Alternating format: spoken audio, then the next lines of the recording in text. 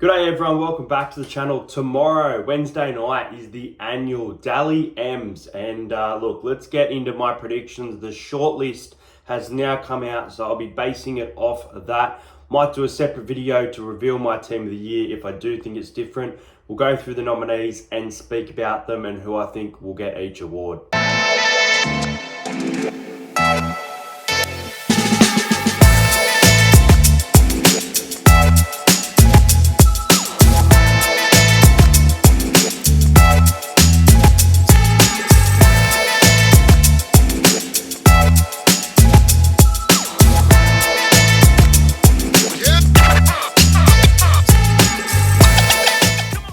First up is the fullback of the year. Now, there are three nominees for this award. Reece Walsh, who is part of the NRL Grand Final this year and has had a very good season, especially in the back half there. James Tedesco, who has been very consistent all season. The Roosters were expected to be a rebuild team, but played finals footy as well, and he was definitely a big part of that run. And Kyo Weeks from the Raiders, who ended up being minor premiers, and he was really good, almost good in that first middle part. Look, I think that Kyo Weeks is a really good shout for this award. Reece Walsh would surprise me a little bit. I think his start to the year wasn't fantastic. I am going to go with James Tedesco here. He's a very experienced fullback. He had a very consistent season, and for mine, he was probably the best fullback of 2025. Next up is the centres of the year. Now, nominees include Casey McLean from the Penrith Panthers, Herbie Farnworth for the Dolphins, Kotoni Staggs for the Broncos, Robert Toya for the Roosters, and Stephen Crichton for the Bulldogs. Now, this is a tough one, but ultimately, I'm going to go with, I think Herbie Farnworth's a lock. Herbie Farnworth for the Dolphins, fantastic. I'm going him. Now, I tossed up between a few players here, but the more I think about it, this team was the best defensive team in the comp. And it's also leadership. So, I'm going to go with Stephen Crichton. I had a long think about this, and I thought about going with Kotoni Staggs because he has played amazing football in 2025. But for mine, I think Critter gets it done. That early part, middle part, the Dogs were undefeated early. They were the best defensive team all season. That's part of what you want from a centre. Wouldn't be surprised if Staggs gets it here. Great nominees, but I am going to go with Herbie and Stephen Crichton. Next up is the winger of the year. Some great nominations here. We've got Mark Nawaqanitawase, Jacob Kiraz, Xavier Coates, Xavier Savage, and Zach Lomax. Now, I thought Zach had a really good sort of mid-range part of the year, sort of before Origin, but then dropped off just a little bit for mine. So I was actually surprised to see him nominated. Xavier Savage, it was an okay year. Was he winger of the year? I don't think so. So I crossed those two out. Now, Jacob Kiraz early on was talked about Origin, and he had a very good season. He got injured midway through as well. So that leaves two for mine. The wingers of the year, I'm going to predict, are going to be Mark Nawaqanitawase and Xavier Coates. They've both had fantastic seasons, and for mine, they've been the two best wingers in the comp. They're deserved nominees, and in my opinion, they will be deserved winners after massive years in 2025. Let's talk about our 5'8" and halfback. So 5'8" nominees include Matt Burton from the Bulldogs, Cameron Munster from the Melbourne Storm, who's had a nice little year, and Ethan Strange from the Raiders, who missed out in finals week 2. This one's a no-brainer for mine. I'm going with Ethan Strange. The Raiders were expected to be towards the bottom of the table. They won the minor premiership on the back of plays from Ethan Strange. Big moments consistently throughout the season, not just once. Ethan Strange has been the 5'8" of the year. If he doesn't get it, I'll be absolutely shocked. Now, halfback of the year. This one's tough. You've got Nathan Cleary, who turned his side from 17th into 7th position. Really big turnaround from the Panthers. Made the prelim.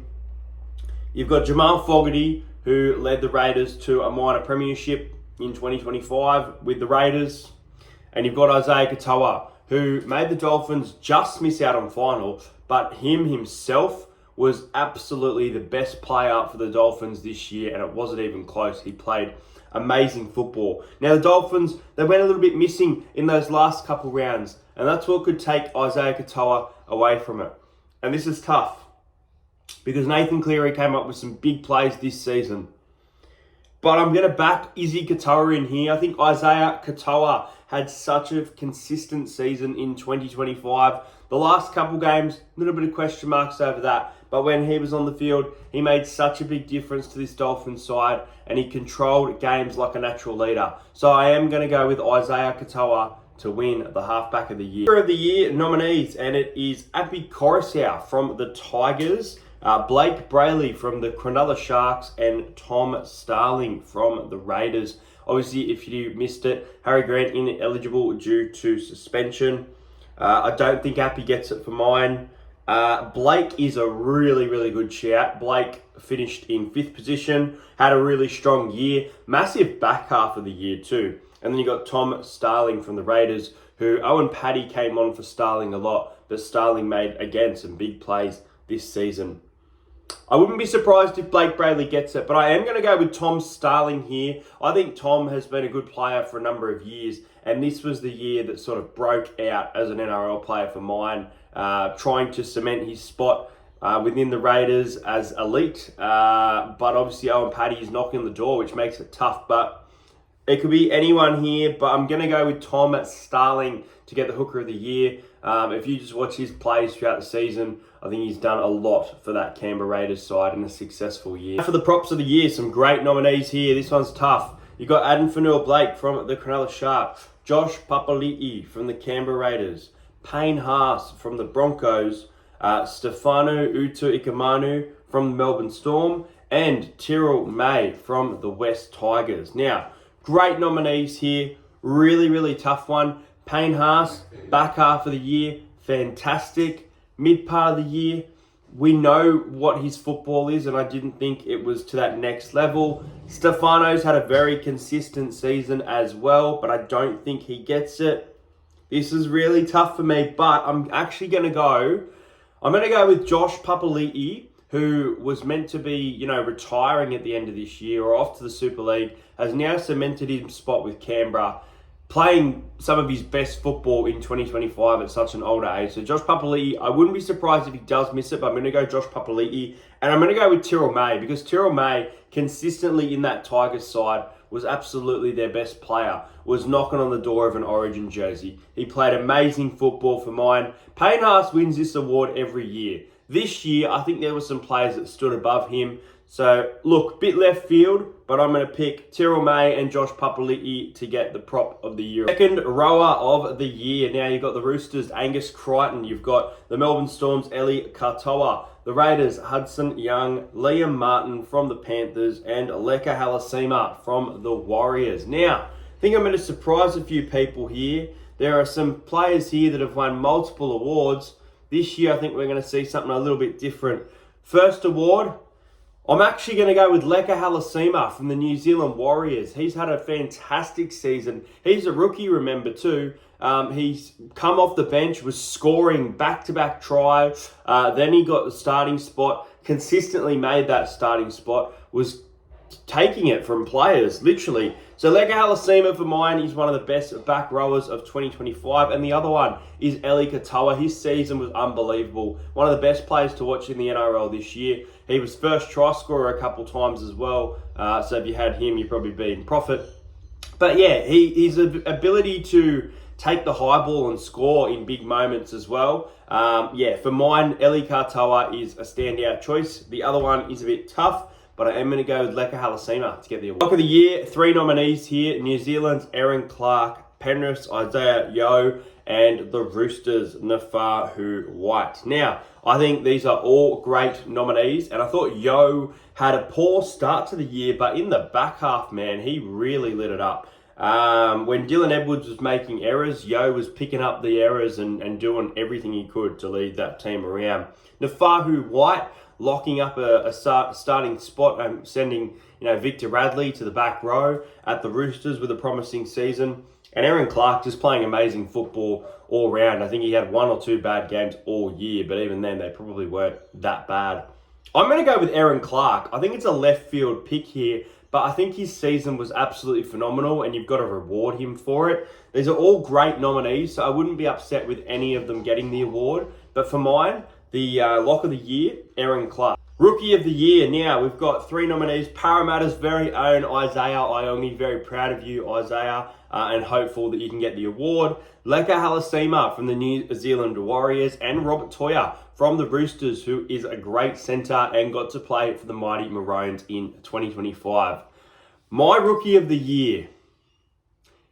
At the start of the season, I predicted Isaiah Iongi, but I've watched enough football. Isaiah spent some time out. I'm actually going to go with Leka Halasima. I'm going to predict that Leka Halasima gets a spot in the back rowers of the year and goes on to get a double on the night, winning Rookie of the Year. He had a sensational season. He was able to cement his spot from the bench to the starting side. I think he scored the most tries for the New Zealand Warriors. He had that massive moment against the Knights as well. So for mine, I think it's very hard to deny Leka Halasima the Rookie of the Year. I think for the Wars fans and for the Warriors themselves, he deserves this award. The last 2 awards, Captain of the Year, you've got James Tedesco from the Sydney Roosters, you've got Nathan Cleary from the Panthers, and Stephen Crichton from the Bulldogs. Bulldogs, best defensive team of the year, went out in straight set. Sydney Roosters went out week 1 after having a great year. Panthers made the prelim. Cleary played some pretty good football, was there most of the year. All these players was pretty much there consistently all year, captaining their side. I'm actually going to go with Nathan Cleary here. What he did to turn this side from 17th at the bottom of the table into 7th position and make a prelim, regardless of making a prelim, just what you've done and turn them into a finals football side. I've got to go with Nathan Cleary. I'll be shocked if anyone else gets this award. I can understand reasoning for others, but Nathan Cleary for mine is the Captain of the Year, and it's not that close.